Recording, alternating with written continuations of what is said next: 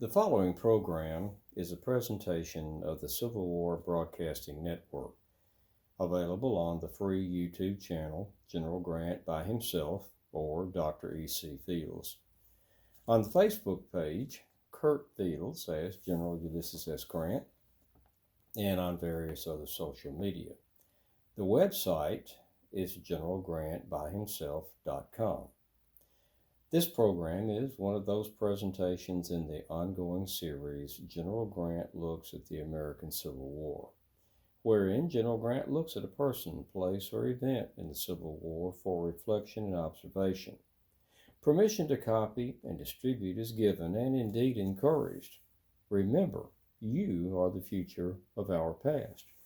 And now, General Grant looks at the Petersburg Campaign, or Siege.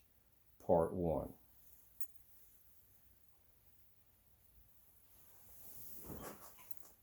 I'm Lieutenant General Ulysses S. Grant, and I welcome you here to join me in the library today.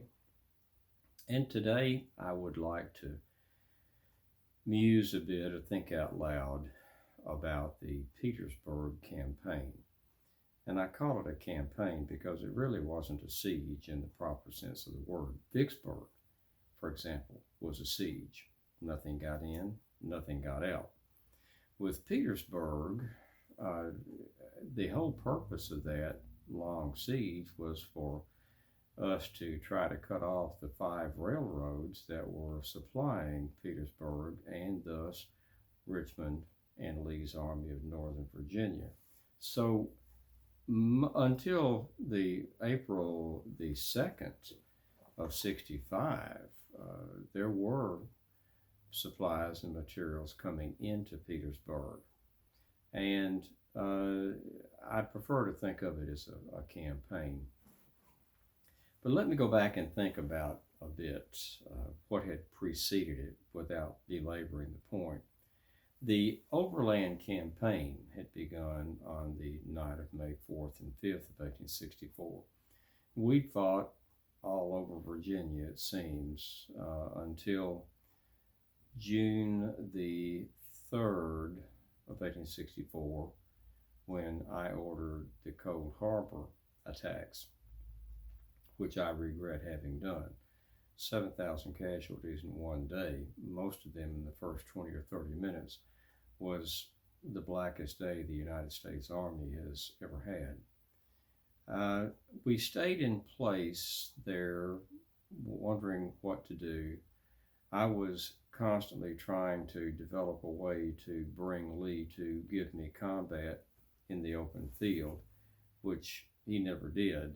I also would like to capture Richmond, but Richmond was not my primary objective. My primary objective in the Overland Campaign and the resulting siege campaign at Petersburg was to keep Lee from getting to Joe Johnston in the Carolinas.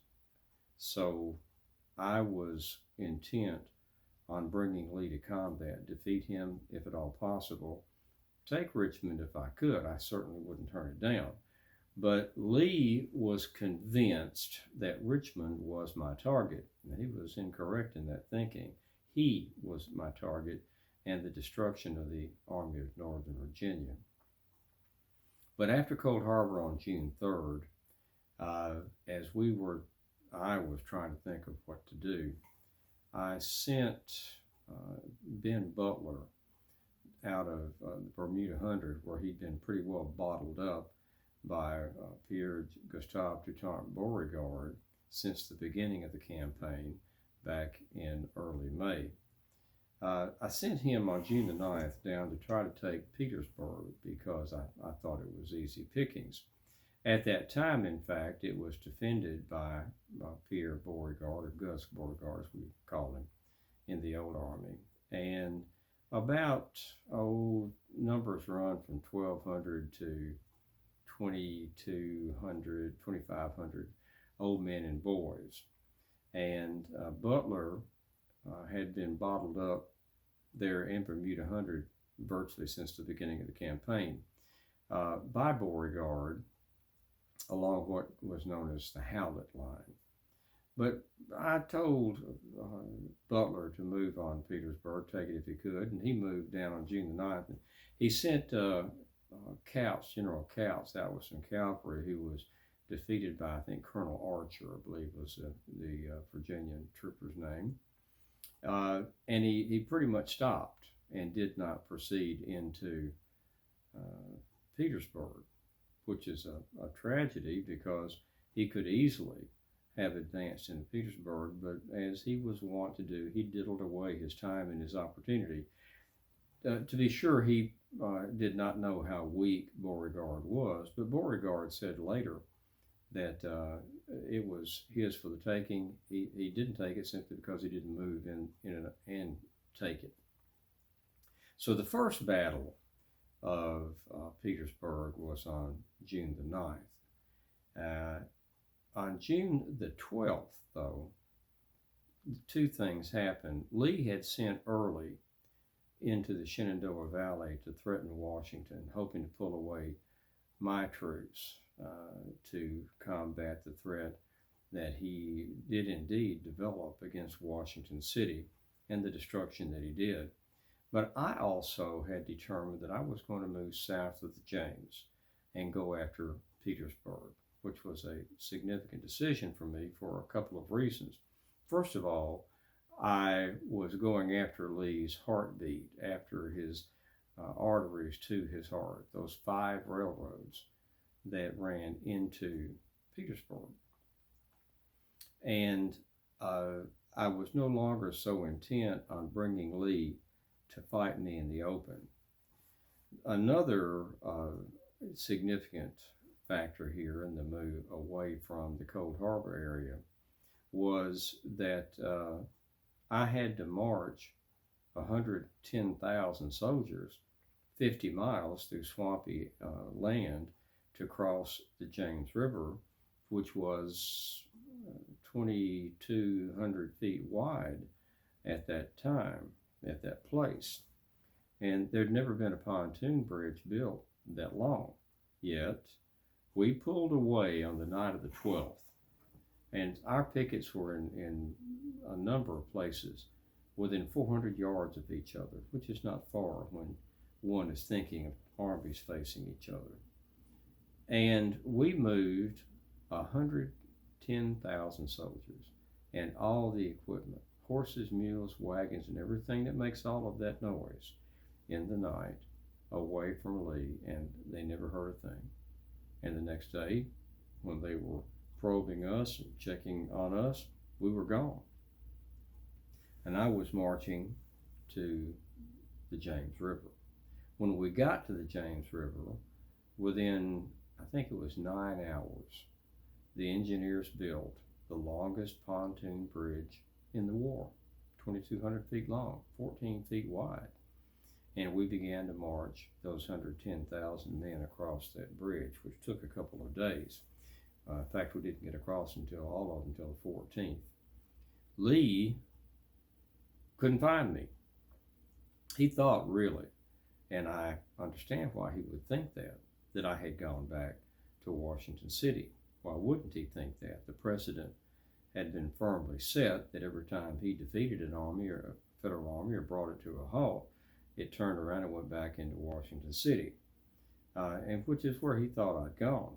And then he began to find out about activity on our part and wasn't sure where I was going or what I was going to do, but he did not think that I was going for Petersburg. In fact, it wasn't until actually June the 18th, the night of the 17th, 18th, that he realized I was indeed going for Petersburg.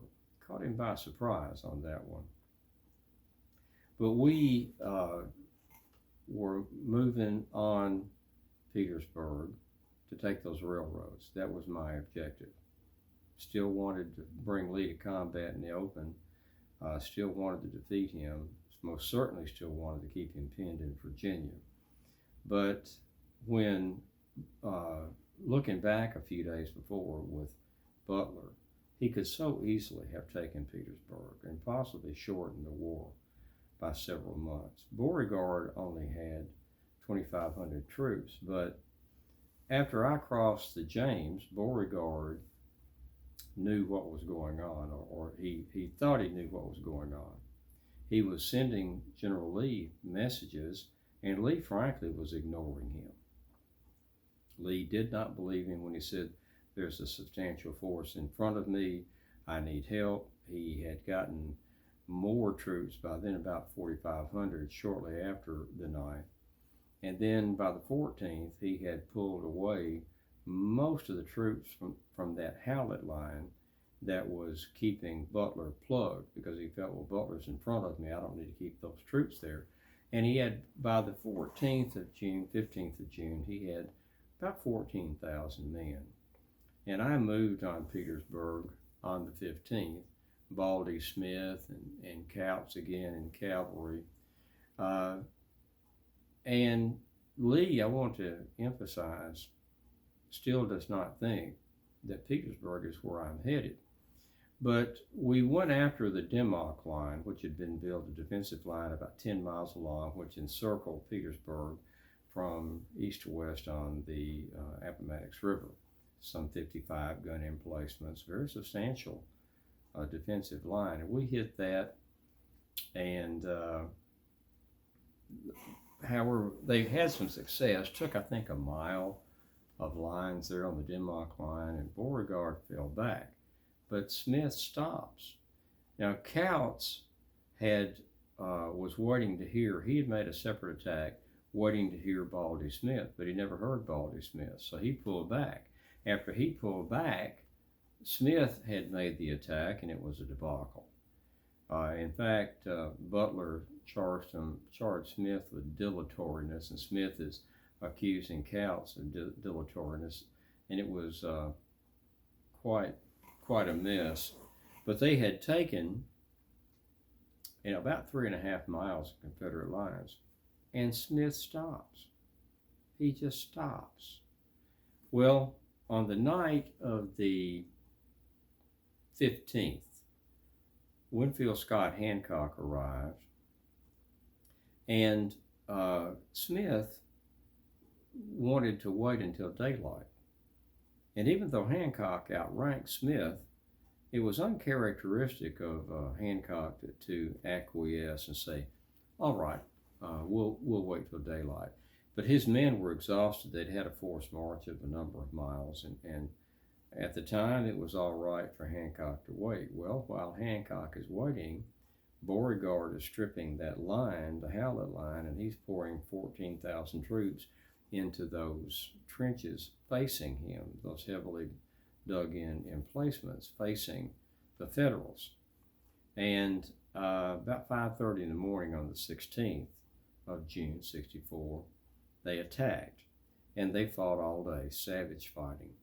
But by the end of the day, they were eventually pushed back, and it was to no avail. However, during the night of the 17th into the 18th, Beauregard has pulled back a substantial distance, I think close to a mile, closer to Petersburg. And Lee, by this time, has gotten the message, many messages actually, from Beauregard. He still refuses to believe that Petersburg was my objective. And again, just dismissed Beauregard's pleas. But his own son, Rooney Lee, had seen some activity and convinced his father Petersburg was where I was going. And Lee had some consternation about that, listening to his own son tell him Grant's after Petersburg. And he sent 2 divisions, I believe it was, at about 3:30 in the morning, and they got there by daylight on the 18th. Well, Beauregard, as I said, had moved back, and the initial assault troops, Federal troops, had it easy going there for a while, and they thought, understandably, they thought Beauregard had evacuated and gone, and then they hit the entrenchments that he had built and the breastworks he'd built overnight. And 2 divisions of the Army of Northern Virginia is there, and Beauregard was in command of the District of North Carolina, and I think Southern Virginia. That's what they called themselves. So there were two Confederate armies there. There were three federal armies: Army of the Potomac, Army of the Shenandoah, and the Army of the James. Well, on the 18th, they savagely fought and engaged, and the numbers were that by this time, I've got about 70,000 men, and Beauregard is fighting with about 20,000, but Lee's constantly pouring in more troops. About 6:30 in the evening on the 18th, Meade called it off. He pulled back. The final assault failed. He pulled back, and the siege was on. And I didn't want a siege. Lee did not want a siege. But you must keep in mind, it was a campaign, not a siege. But moreover, Lee could have left at any time. Lee was never bottled up. See, Pemberton, for example, in Vicksburg, couldn't leave.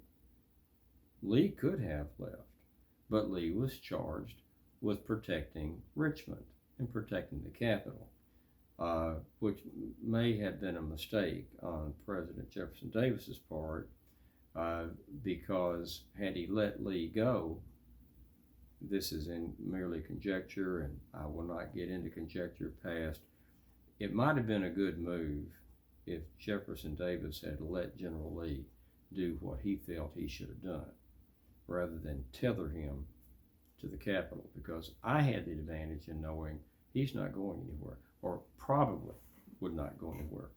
Although there were times during that campaign that my worst fear was to wake up in the morning and be told by an aide that Lee had slipped away during the night.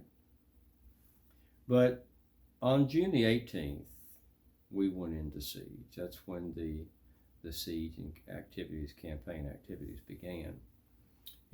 Overall, the siege ran for 292 days, some 576 square miles, 37 miles of trenches, 70,000 total casualties, 42,000 Federal and 28,000 Confederate. Very bloody campaign. But when we settled into the campaign on the 18th, I'd like to talk a bit about the famous crater.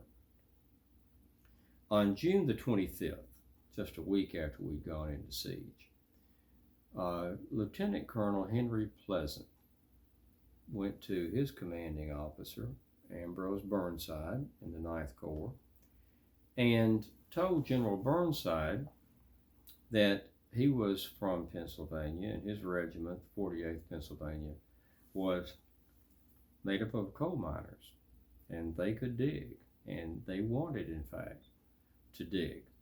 He proposed what initially seemed to be a harebrained, crazy idea, that let's dig a trench, and which was not a novel idea.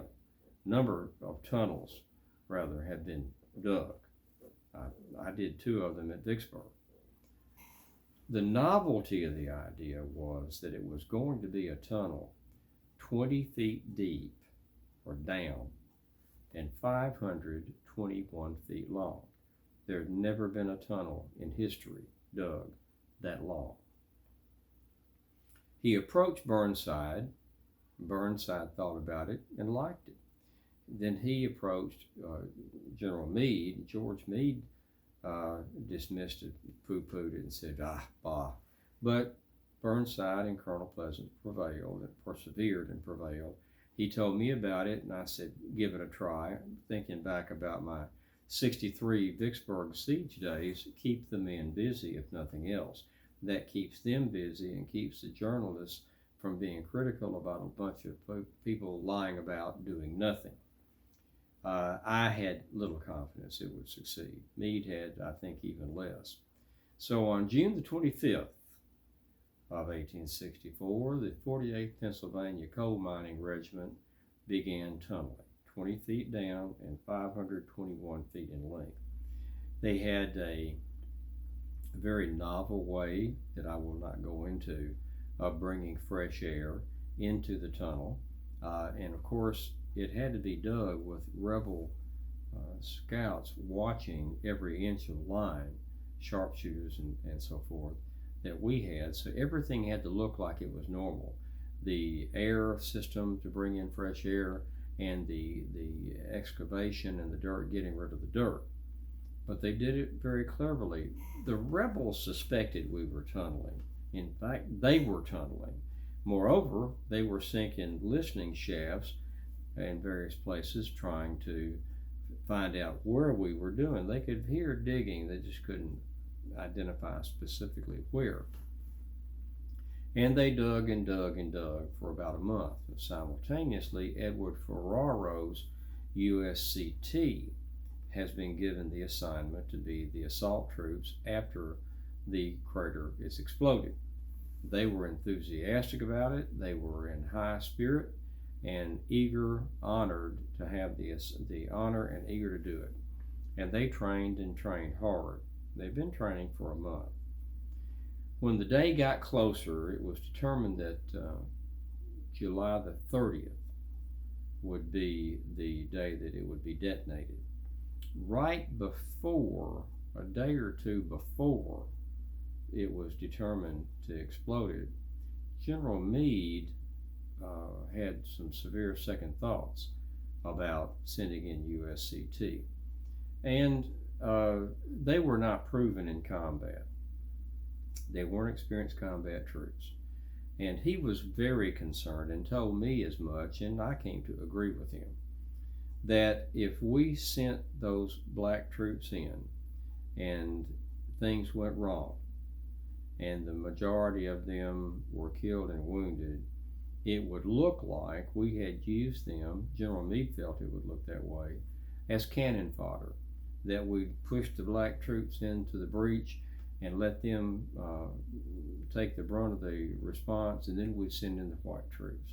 So he was very concerned that that would look bad, particularly when you've got the Committee on the Conduct of the War being very critical of everything that's happening, scrutinizing every move that's made.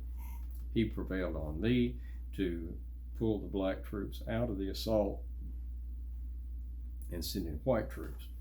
Well, this was greatly disturbing to General Burnside, and there was poor leadership, including some questionable decisions on my part here that I look back on and shake my head. One of the decisions that was not a good one was for Burnside, in selecting which of the three remaining regiments would go in and make the assault. He drew straws. He had them draw short straw. Not an effective leadership practice.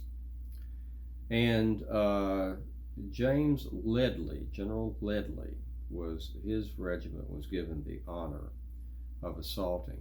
And two things were wrong with that. First of all, Ledlie, those troops were not trained as the USCT had, but Ledlie didn't even talk to them about what they were to do. They were not told what to do. They were given no instructions, just when it blew up, go. And that was another poor decision. But moreover, Ledlie had a drinking problem, and in the assault itself, he was back in his bunker drunk. Another problem, though, was Edward Ferraro, who had been a dancing instructor before the war, part-time dancing instructor at the military academy, had formed the regiment. I don't recall the number, but they called themselves as Shepherd, S-H-E-P-A-R-D as a name, Shepherd Regiment. In fact, he outfitted them out of his own pocket. He, of course, is elected colonel. Then he becomes a brigadier general, and then that is taken away. It was revoked, and then he was given another one. Up and down career. He fought with me in the Vicksburg Campaign. He was in Virginia, then he went west, and he's back in the east with me again, and has done all right. But he too apparently has a drinking problem, because when the command was taken away from him to lead his black troops into the crater, he was back in the same bomb-proof with Ledley, and they were both seen there passing a bottle of rum back and forth.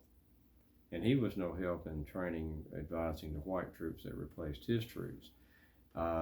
So the two men, one had been charged with leading the assault, the other man was charged with leading the assault, were both commanding officers were back in a bomb-proof behind the lines, drunk.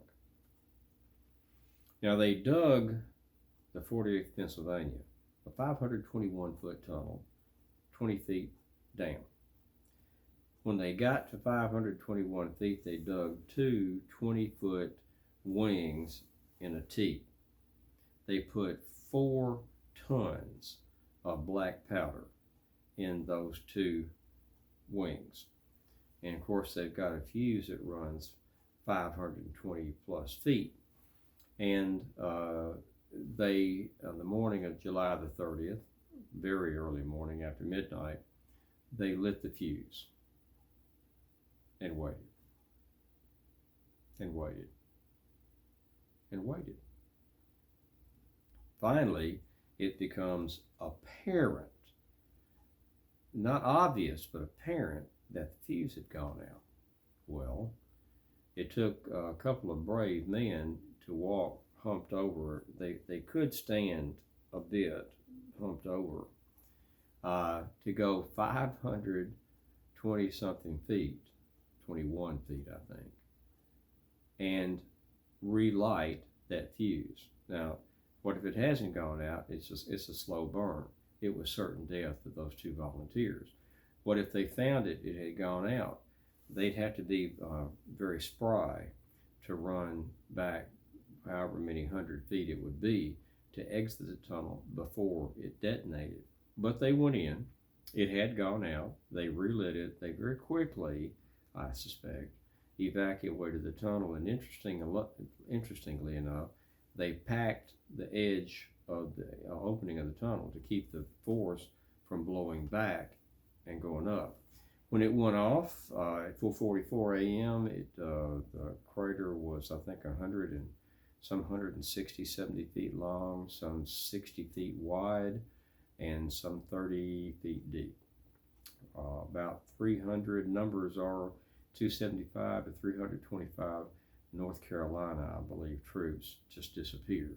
Some artillery and many other men were killed and wounded.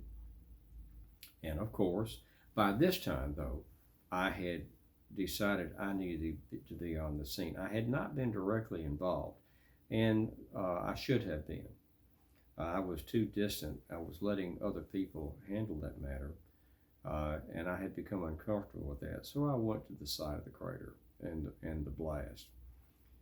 They rushed in, the troops rushed in, Ledley's regiment, and they went straight in the hole.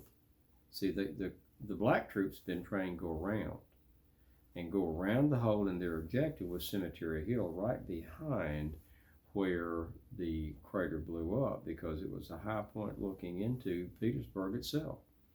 And had they been able to take that position, which probably, and probably is a dangerous adverb, but had the black troops initially training for the job, had they taken it, they probably would have taken it and the war might have been shortened.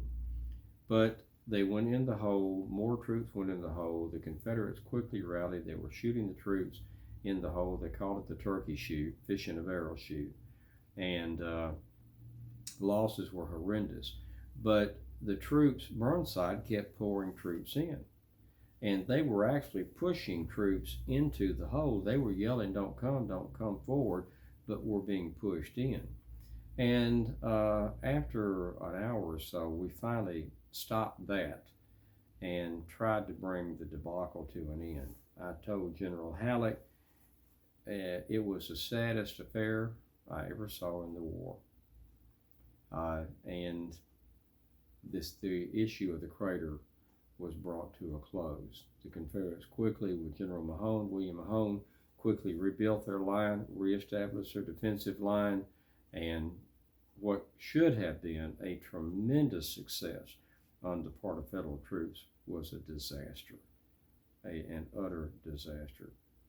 the the slaughter was terrible, and we firmly settled in at that time to a siege after July 30th. The next time that we come together and I reflect, I'll talk about the rest of the Petersburg Campaign, the different assaults, and how it finally came to an end. But for now, I believe that I have said quite enough, and I will bid you, my friends, until we come together again in the library, a fond adieu.